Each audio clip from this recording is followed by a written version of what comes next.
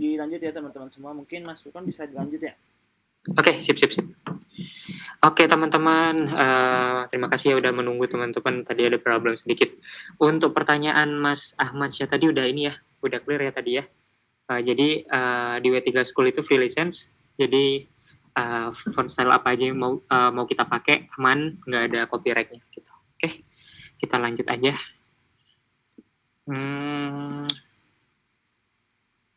Oke. Inline tadi udah ya berarti ya. Style aqua. Oke, sip. Nah, sebentar. Kita ada sedikit lagi di inline tadi. Mungkin kita ke codingannya dulu ya. Oke, nah. Jadi teman-teman ini kan misal kita mau ngubah ini ya, warna fontnya ya. Jadi misal color, misal blue nih. Color blue. Nah, misal teman-teman mau ini juga nih, selain ngubah warna, pengen juga ini. Aduh, fontnya mau diganti nih, misal. Teman-teman bisa juga di dalam style ini, kalau mau misal buat 2 atribut, teman-teman bisa kasih tanda semikolon, jadi titik koma, gitu. Nah, nanti tinggal ditulis lagi, misal mau apa, font family, mau ngubah fontnya ya. Jadi apa, misal Arial, gitu. Nah, ketika di-save, fontnya ganti jadi Arial. Gitu teman-teman ya. Sama juga kalau teman-teman mau nambah atribut lagi, kasih semikolon di belakangnya gitu. Dikasih jadi misal nih font size nih, udah font size ya. Font size mau ngubah ini, mau ngubah ukurannya. Misal font size apa? Misal 40 px gitu. Ketika di save, jadi ini ukuran 40, nggak kelihatan nih, nggak berubah, coba 400. Tuh, jadi gede ya. Gitu. Oke teman-teman, jadi kalau misal mau nambah style, pokoknya di belakangnya harus kasih semikolon gitu. Begitupun mau nutup style juga harus dikasih semikolon di belakangnya gitu ya. Oke teman-teman, untuk inline CSS. Oke, kita lanjut aja. Kita lanjut ke teknik yang kedua, itu ada internal CSS namanya teman-teman. Jadi internal ini kalau dari namanya internal pasti di dalam ya. Sama kayak inline tadi, tapi bedanya adalah kalau internal ini untuk CSS-nya kita masukkan di dalam head, struktur HTML head. Bedanya apa? Kalau inline tadi kita masukkan di body ya, langsung ke tag HTML-nya ya, misal H1 style apa atributnya. Nah, kalau di internal CSS kita masuknya di head, di sini kita masukinnya di head, jadi nggak nyatu di tag HTML-nya. Ini kalau untuk kerapihan sedikit rapi sih, tapi sedikit rapi dibandingkan inline CSS tadi. Kenapa? Karena kita sudah belajar membedakan tata letak CSS dan HTML, jadi nggak di satu tag gitu. Kalau inline tadi kan CSS-nya nyatu di tag HTML ya. Nah, kalau internal ini CSS-nya itu ada di bagian head di HTML, jadi dia terpisah dari tag-nya gitu. Nah, internal CSS ini metode di mana gaya CSS ditulis dalam tag style. Sama tadi kayak inline ya, ada style. Tapi bedanya style di internal ini sebagai tag pembuka dan penutup gitu. Kayak kalau HTML kan tag pembuka penutup, sama aja juga CSS. Style ini digunakan untuk membuka CSS gitu. Jadi tapi ada pembuka, ada penutup kalau di internal gitu ya. Kayak di contoh ini ya teman-teman ya. Nah, jadi yang diletakkan di bagian head dari dokumen HTML. Metode ini cocok untuk halaman web yang memiliki gaya khusus yang tidak akan digunakan di halaman lain. Nah, kelebihannya apa dengan cara kita menggunakan internal CSS ini? Yang pertama, untuk memudahkan pengelolaan gaya untuk satu halaman. Jadi, misal dalam satu halaman kita bisa mengaplikasikan CSS tadi, sama kayak inline tadi, cuma bedanya ini lebih terorganisir gitu, lebih rapih. Karena kita pisahin dari head dengan body-nya. Gitu. Nah, kemudian kelebihan yang kedua itu yaitu memisahkan gaya dari konten, tetapi tetap dalam satu file. Sama aja tetap dalam satu file, tapi kita bisa memisahkan. Nah, pemisahnya itu antara head dan body tadi. Gitu. Nah, ada kelebihan, ada kekurangan juga teman-teman. Kekurangan yang pertama adalah tidak dapat digunakan kembali di halaman lain tanpa menyalin kode. Jadi, misal kita punya 2 halaman ini, punya 2 file HTML. Kemudian kita terapkan CSS-nya di file HTML pertama. Nah, kemudian kita kalau mau panggil di file HTML kedua nggak bisa teman-teman, karena dia internal. Cuma berlaku di lokal file itu aja. Itu kekurangan internalnya. Jadi kalau misal kita mau nyamain style dari file HTML1 ke file HTML2 harus kita copy ulang lagi, jadi buat di dua file gitu CSS-nya. Jadi nggak bisa dipanggil, itu cuma berlaku di internal sesuai namanya. Kemudian kekurangan kedua, jika halaman memiliki banyak gaya dapat membuat bagian head menjadi panjang. Sejatinya bagian head itu tuh memang cuma berisi ini ya teman-teman, cuma berisi meta atau metadatanya dan juga title. Kalau kita mau menggunakan internal CSS bisa pakai style di sini, cuman kesannya jadi terlalu panjang head itu. Jadi kita bingung, aduh head yang mana, body yang mana, kalau misal udah kebanyakan nih CSS-nya. Nah itu salah satu kekurangannya juga teman-teman untuk internal CSS ini. Nah untuk contoh kodenya bisa lihat di sini. Di dalam head kita panggil tag style. Terus di dalam tag style kita panggil ini apa? Tag HTML-nya. Terus ada namanya ini apa ya? Kurung ini apa sih namanya, lupa. Kurung ini. Nah, di dalam kurung ini baru kita masukin atribut CSS-nya. Gitu. Kurung kurawal ya. Nah, baru kita masukkan CSS-nya di dalam ini. Jadi, kalau untuk internal ada tag style, terus tag HTML, kemudian kurung kurawal ini, baru di dalamnya atribut. Gitu. Kalau di inline tadi, kita cukup panggil style sama dengan .2 tanda petik, baru kita panggil atributnya. Itu ya teman-teman ya. Kita coba langsung aja deh, coba di kodenya ini. Kita hapus dulu style yang ada di inline. Oke. Nah, misal kita mau buat style internal. Jadi di head ini, kita langsung klik aja style, terus enter, langsung kebuat tag pembuka dan tag penutupnya. Kita enter. Misal kita mau ngubah warna font nama ini jadi merah misal. Caranya apa? Kita panggil tag HTML-nya P. Terus kurung kurawal, enter. Kita mau ngapa? Mau ngubah warna, color apa? Red. Nah, teman-teman nyadar nggak? Ketika kita klik color, langsung otomatis ada ya di sini ya rekomendasinya. Ada color scheme, ada stock color, flow color, segala macam. Ini atribut dari CSS. Jadi lebih mudah kita ini makainya kalau internal. Lain lagi dengan inline tadi. Coba teman-teman klik style, kemudian klik color. Nah, awalnya tadi memang kita nggak ada. Jadi ketika kalau nggak dipancing dengan yang internal tadi, maka yang di inline tadi nggak muncul rekomendasinya. Gitu. Tapi ketika kita sudah pancing dengan style yang ada di internal, maka di sini ngikut. Jadi itu salah satu kekurangan yang inline tadi. Jadi kita harus ngapal nih, aduh, apa hurufnya apa aja nih, color apa gitu. Nah kalau di internal ini ada rekomendasinya, color bisa mau apa, red. Ketika kita apply, kita save, maka akan berubah. Nah ini kok kenapa, kan kita pengennya umur aja, kok tiga-tiganya ini berubah jadi merah? Karena kita cuma manggil tag P-nya aja. Tag P yang ada di body ini ada 3. Tag P nama, umur, dan alamat. Jadi semuanya kepanggil. Gimana sih caranya biar kita bisa ubah umurnya aja nih pengen jadi merah? Nanti dijelasin. Ada namanya kelas. Ada namanya kelas. Jadi kelas itu berfungsi kita untuk membedakan antara tag yang sama di HTML.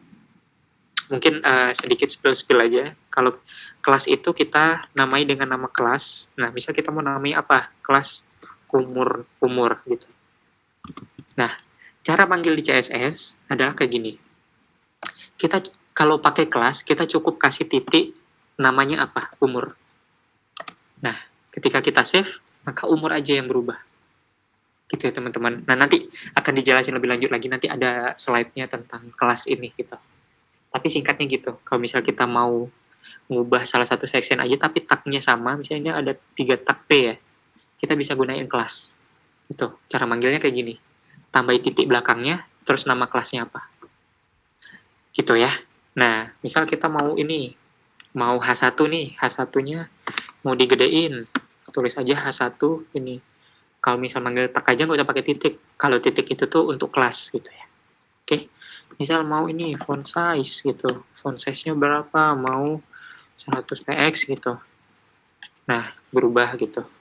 Sama aja. Jadi, kalau mau nambah, di akhir kurung kurawal nggak usah pakai semikolon, langsung aja di enter. IMG misal. IMG. Kita mau ini nih, mau ubah ukurannya nih, IMG. Bisa nggak pakai font size? Coba kita coba dulu. Font size kan kalau namanya dari font nih, ukuran font. Misal kita terapin di image, bisa nggak berubah font size-nya? Berubah nggak? Kelihatan nggak? Nggak berubah teman-teman. Karena kalau kita mau ngubah ukuran image, beda lagi atributnya. Kita bisa gunain width. WIDTH. Nah, misal 100px nih, width. Nah, ukurannya akan jadi kecil. Kalau mau gede 1000 misal, nah akan besar gitu. Kalau ngubah ukuran di gambar pakai width, kalau ngubah ukuran di font atau paragraf H1 atau P pakai font size. Gitu. Jadi teman-teman ada bertanya nih, PX itu apa? Nah, jadi kalau di ukuran itu, misal kalau mau ngubah font size, mau ngubah ukuran image, kita ada namanya satuan. Kayak misal kalau jarak tuh sentimeter, meter, kilometer. Kalau di CSS ada. Yang pertama itu ada PX. PX itu pixel, teman-teman. Jadi dia dihitung per pixel. Kalau pixel itu kan kayak ada titik-titik di ini ya, di layar gitu ya. Nah, itu jadi dia hitungnya per pixel. Nah, fungsi pixel ini dia memang bisa untuk mengubah ukuran, tapi lebih ke ukuran yang statis, teman-teman. Jadi statis itu maksudnya apa? Kalau misal layar ini kita kecilin, nah dia gambarnya tetap besar segini. Tuh, ketika kita kecil besarin tetap statis, tetap sama gambarnya. Nah, kalau teman-teman mau buat responsif, nah kuncinya ada di sini salah satunya. Jadi ketika teman-teman mau mengubah ukurannya, teman-teman bisa pakai persen. Itu, misal 50%. Nah, bedanya persen dengan PX, kalau PX itu tuh lebih ke gambar yang statis, jadi tetap walaupun kita ubah ukurannya tetap ukuran gambarnya. Kalau kita pakai persen, jadi persen itu mengikuti dengan layout. Misal gambarnya 50%, jadi setengahnya dari layar. Ketika kita kecilin, sama setengahnya dari layar gitu.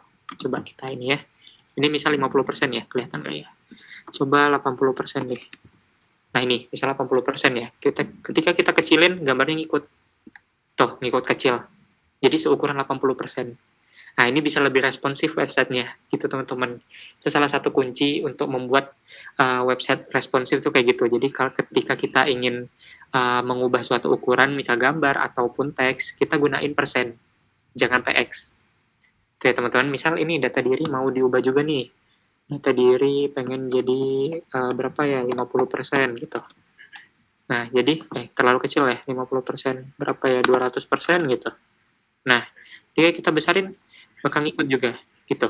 Oke, teman-teman ya. Ini ada yang bertanya, ada bunyi tadi, responsif ramah ke mobile browser dan ukuran tablet juga ya, Kak? Betul. Betul. Responsif ini akan menyesuaikan juga ke ukuran mobile atau di HP. Kita bisa lihat di HP ataupun di tablet. Misalnya kalau kayak gini tadi kan apa? Kalau ini kan kayak ukuran HP ya, Mas ya, tadi ya. Nah, kalau potret gini kan dia menyesuaikan. Kalau landscape ini kan kayak ukuran laptop. Jadi dia menyesuaikan dengan ukuran device yang kita gunakan. Nah, itu untuk website responsifnya, Mas. Gimana, clear nggak ya? Kalau yang responsif tadi. Ini teman-teman bisa explore lagi, banyak sih cara untuk jadi responsif, tapi oke, clear. Sip. Nah, tapi salah satu caranya, salah satu kuncinya kita pakai persen. Gitu. Oke, itu sedikit aja untuk responsif. Kita lanjut untuk internal tadi udah ya, clear. Kita lanjut untuk teknik yang ketiga, ada external CSS. Nah, ini teknik ketiga ini merupakan teknik yang sangat direkomendasikan. Jadi, ini merupakan teknik yang kalau kita ngoding akan terlihat rapi. Karena apa? Karena file CSS ini kita bedakan dari file HTML. Jadi kita punya file misal index.html, untuk CSS-nya style.css gitu. Jadi ada file yang terpisah. Nah, ini sangat direkomendasikan. Pertama, kenapa? Karena memudahkan pengelolaan dan pemeliharaan gaya di seluruh situs web. Jadi misal teman-teman ada kasus yang tadi tuh punya dua file HTML. HTML1, HTML2. Terus teman-teman pengen keduanya nih mau ngubah style yang sama nih. Teman-teman cukup panggil aja file CSS yang di eksternal gitu. Cara manggilnya gimana? Pakai ini di head. Kita pakai link, ada atribut rel, atribut relnya stylesheet. Stylesheet ini nih nama lain di CSS lah ya, stylesheet. Kemudian href. Nah, yang kemarin Harif itu apa? Nge-link ke halaman yang lain.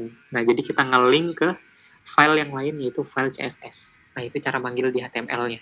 Itu, nanti kita praktekkan.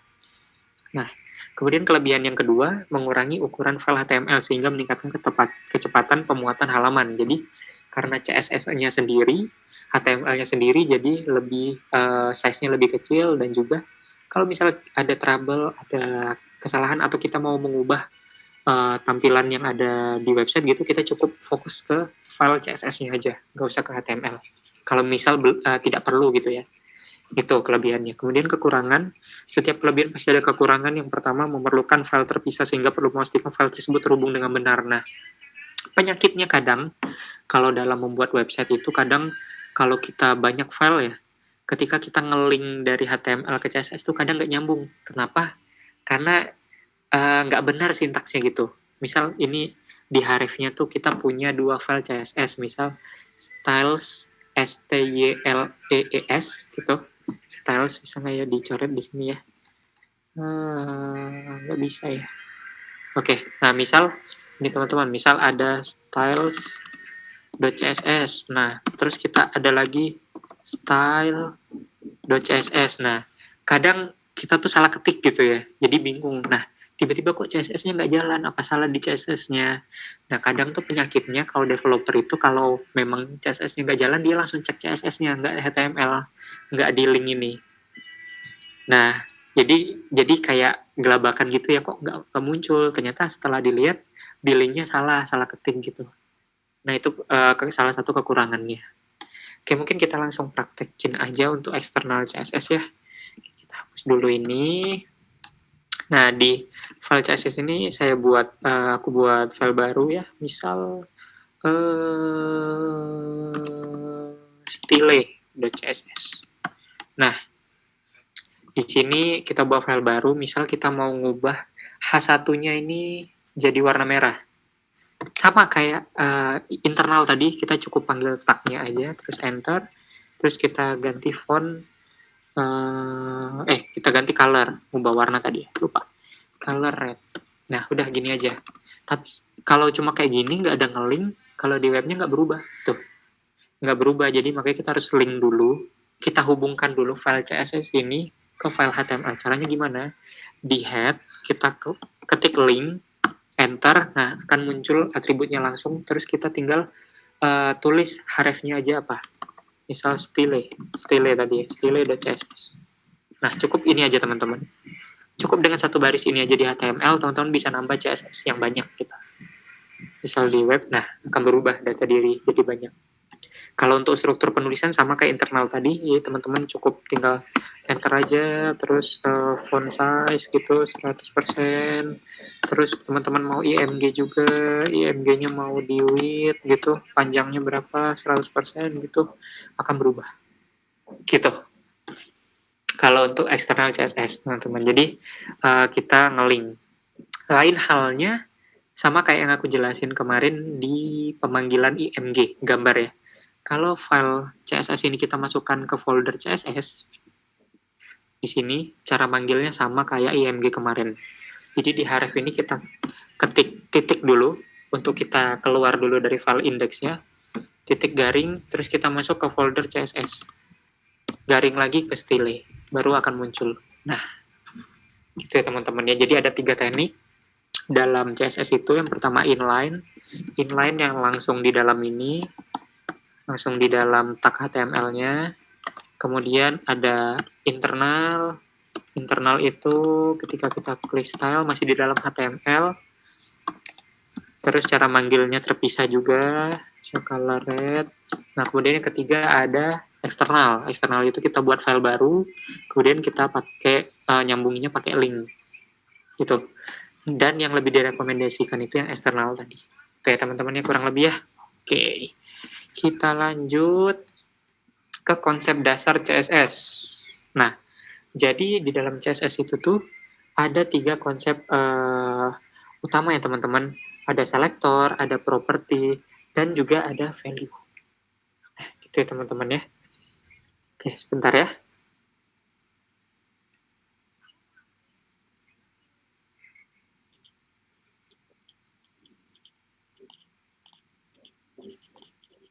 Oke.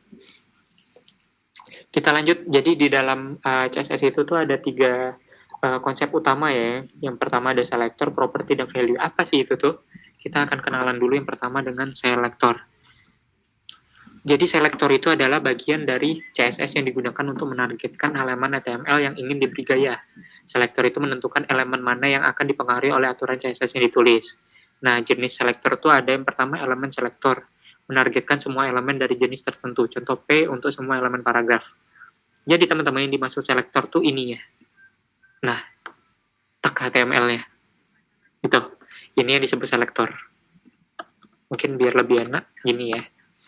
Biar lebih kebayang kita jadikan satu baris. Ini H1 ini adalah selektornya. Jadi selektor terutama elemen selektor. Elemen selektor tuh jadi tag-tag HTML yang kita langsung targetkan di CSS. Misal tag H1, IMG, P, apalagi href gitu ya untuk link. Nah, itu elemen selektor.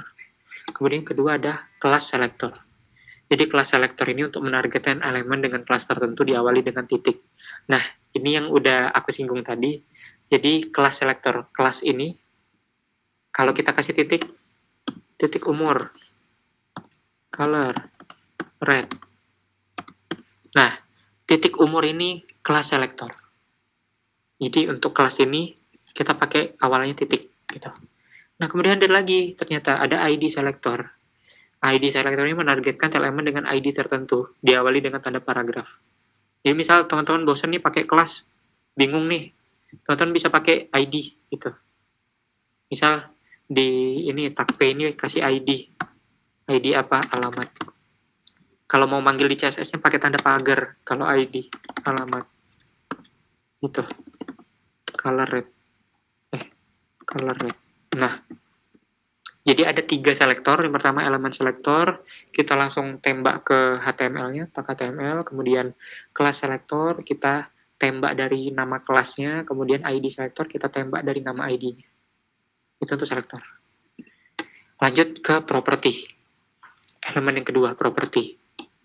Property adalah atribut yang ingin diubah pada elemen yang ditargetkan pada selektor. Property menentukan aspek visual yang akan dimodifikasi. Nah, jadi property ini contohnya ada color, font size, background color, margin, padding. Nah, di mana properti ini? Atribut yang ada di dalam tag CSS ini, salah satu yang ini namanya property. Color, background color, font size, margin, padding, itu property, teman-teman. Kemudian ada value. Value adalah nilai yang diberikan untuk properti tertentu. Value ini menentukan bagaimana properti akan diterapkan pada elemen yang ditargetkan. Nah, jadi contoh dari value itu, yang pertama, property color. Misal, dari property color kita ingin assign atau mengisi nilai dari value dari property color itu ini, hexa, nilai hex, gitu. Jadi value itu kalau di dalam CSS itu yang ini, red ini. Isinya. Jadi kita mau warna apa gitu, isinya apa. Itu jadi ini adalah selektornya, ini propertinya, dan ini value-nya. Itu. Teman-teman selain dari kata-kata bisa juga mengisikan hex gitu ya. Kalau misal anak-anak desain gitu biasanya pakai hex ya biar gambarnya apa? Biar warnanya ini tertuju dengan benar gitu. Misal hexnya 1, 2, 3, 4, 5. Muncul nggak ya warnanya? Kita coba dulu. 1, 2, 3, 4, 5 itu warna apa? Ternyata bukan hex. Nah, ini warna apa? 1, 2, 3, 5 hexnya. Mana sih? H1. Ternyata nggak berubah. Mungkin salah hex. Nah, mungkin gitu teman-teman. Bisa pakai hex, bisa juga pakai ini, bisa pakai kata-kata juga gitu. Misal blue. Warnanya blue.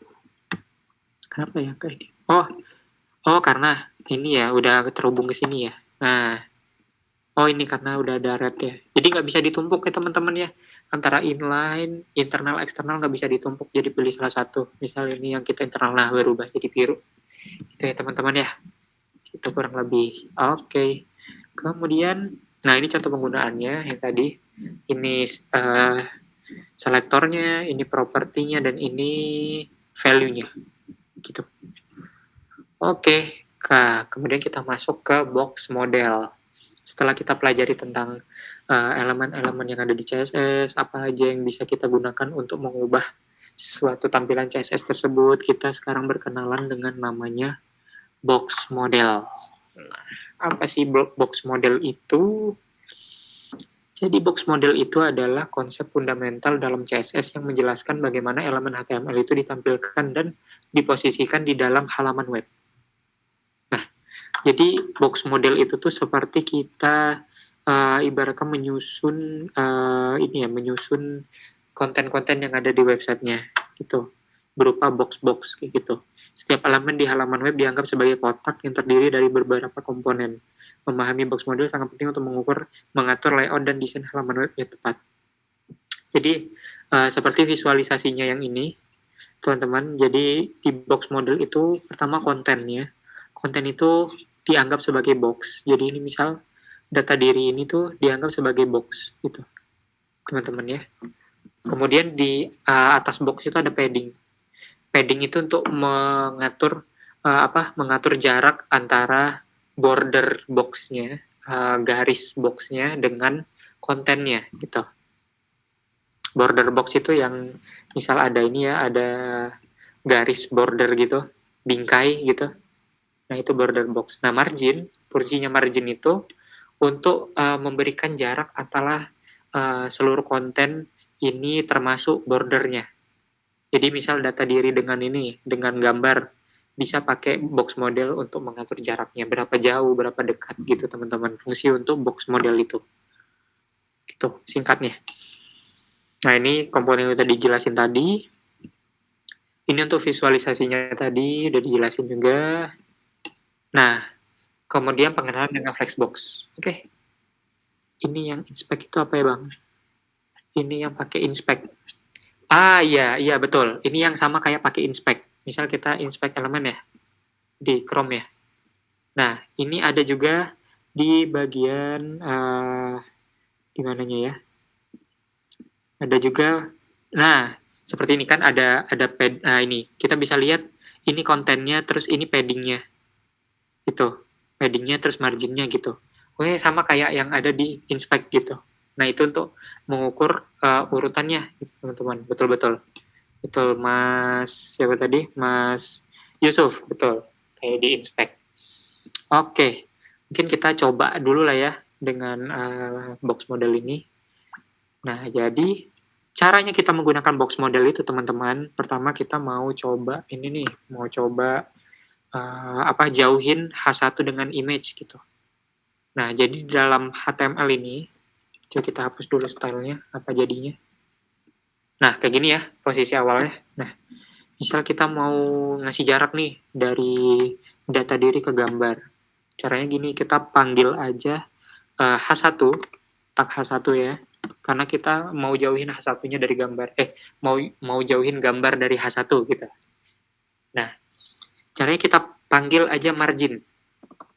Nah, di sini ada margin top, bottom, left, right. Jadi teman-teman bisa milih mau ngejauhin atasnya aja, atau bawahnya, kirinya, atau kanannya. Ini kita coba mau jauhin dari bawahnya. Nah, margin bottom. Value-nya apa? Value-nya berupa angka, bisa pakai persen atau pixel. Misal teman-teman 50% gitu, margin bottomnya. Kita lihat tuh, jauh nih. Jaraknya jauh antara data diri. Misal, jangan jauh-jauh deh, 10 aja. Nah, segini jaraknya, gitu. Itu untuk margin, teman-teman. Kalau untuk padding, karena padding itu di dalam border ya, jadi kita harus kasih border dulu di H1-nya. Cara kasih bingkainya gimana? Kita bisa panggil selektor dengan nama border. Nah, misal kita kasih border. Ininya apa? Value-nya apa? Value-nya berupa angka. 1px misal. 1 aja gitu. Berubah nggak? Oh enggak. Kalau 1px enggak. Ini bukan border. Misal ini teman-teman, border radius 1px. Enggak juga ya. Sebentar ya. Agak lupa nih. Oke, teman-teman kalau ada yang ingat boleh ini dibantu kita.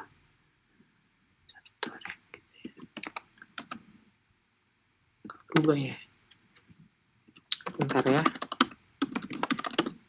Gak lupa, kita sambil belajar bareng nih. Border style. Oke.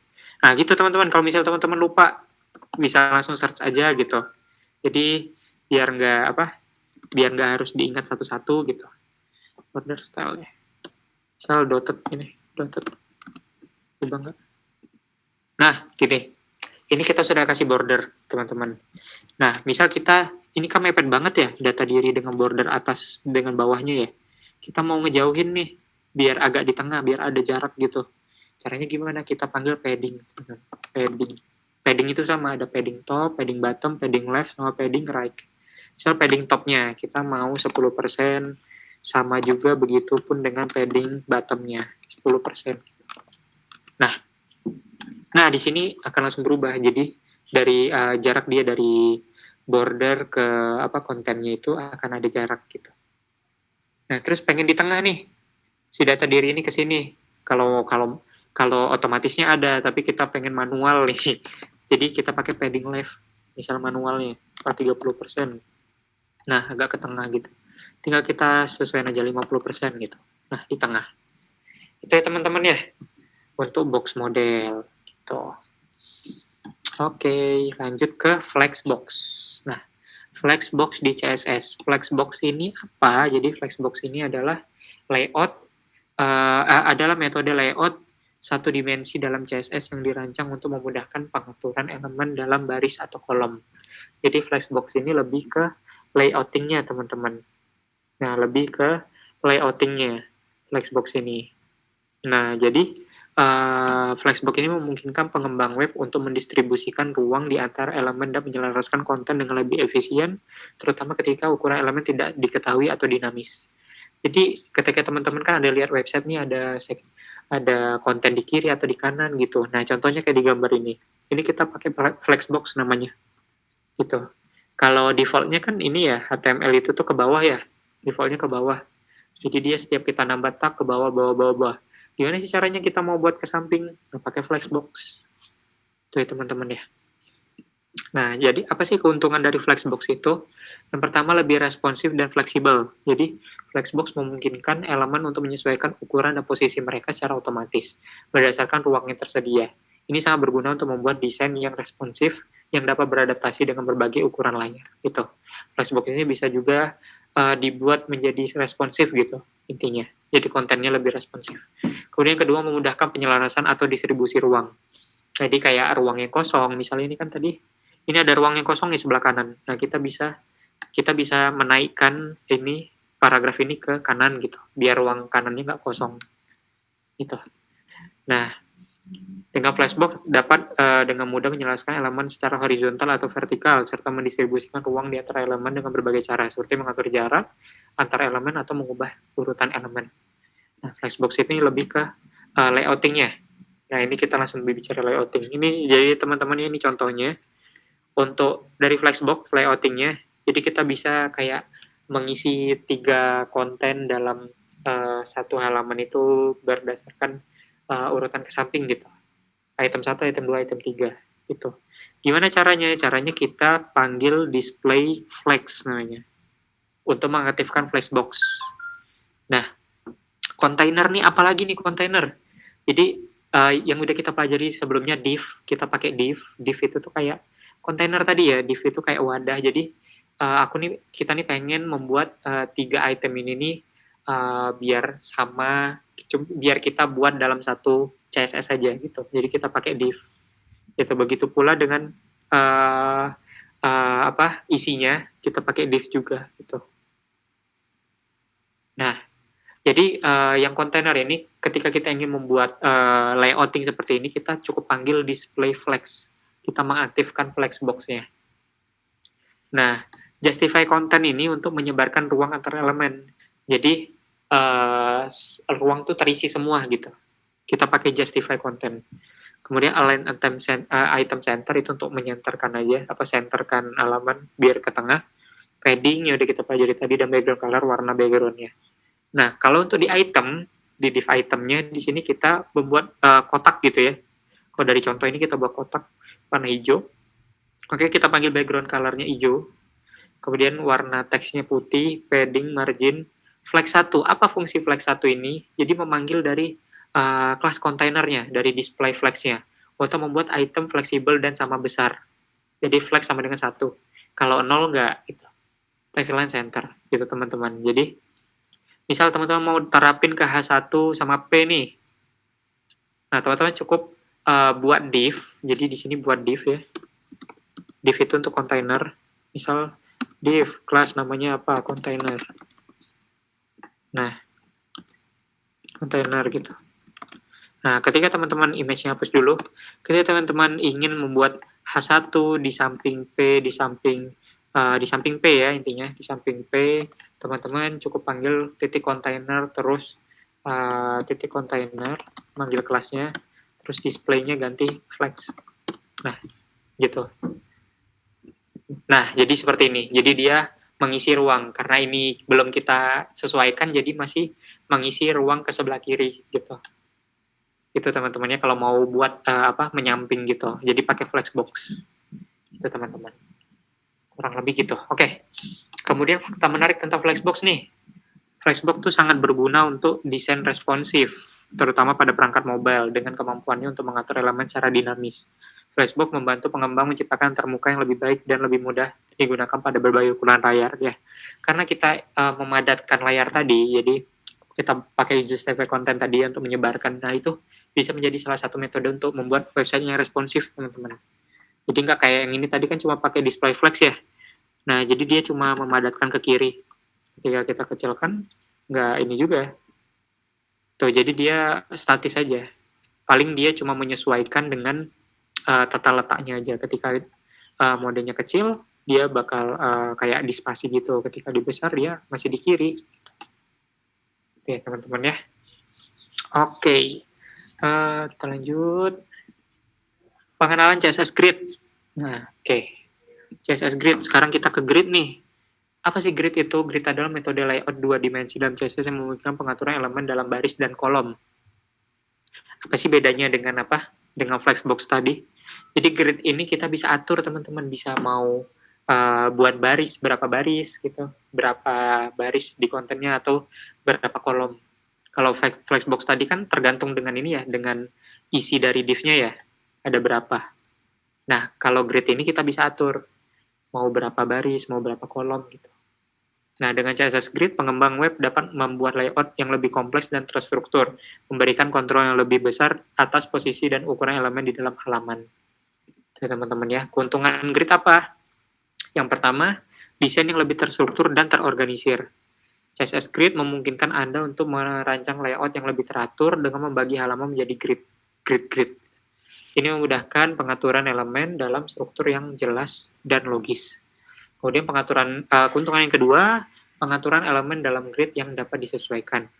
Kita dapat dengan mudah mengatur elemen dalam grid yang dapat disesuaikan, baik dalam hal ukuran maupun posisi. CSS Grid memungkinkan Anda untuk menentukan berapa banyak kolom dan baris yang diinginkan.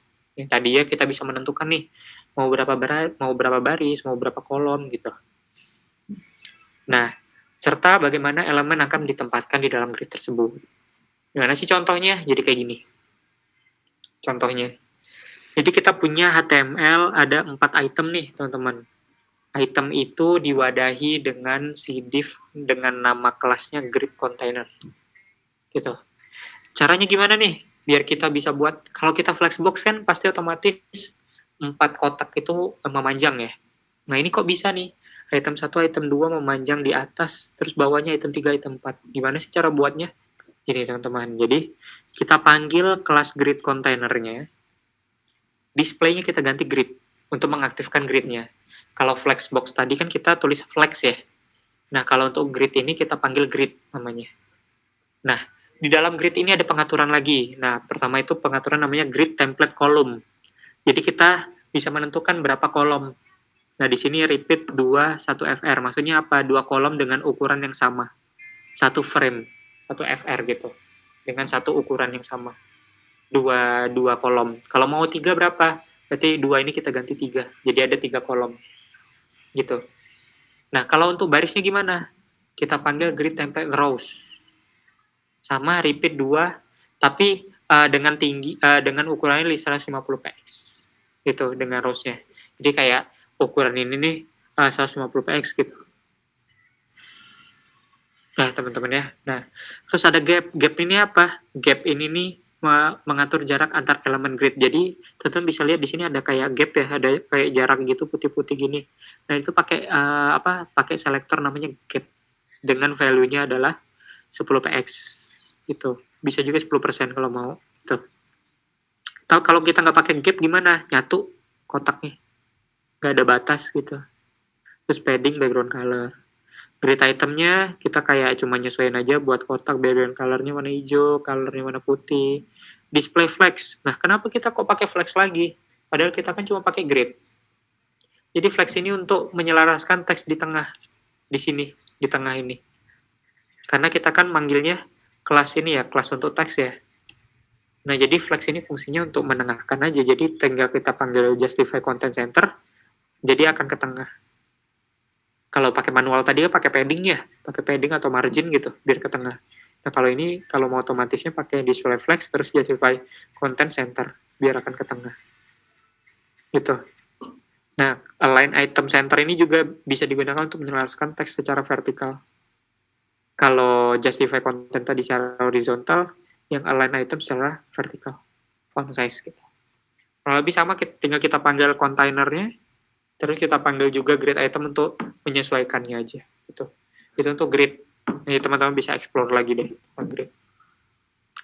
Oke, setelah kita belajar layout, sekilas kita sekarang masuk ke animasi dan transisi.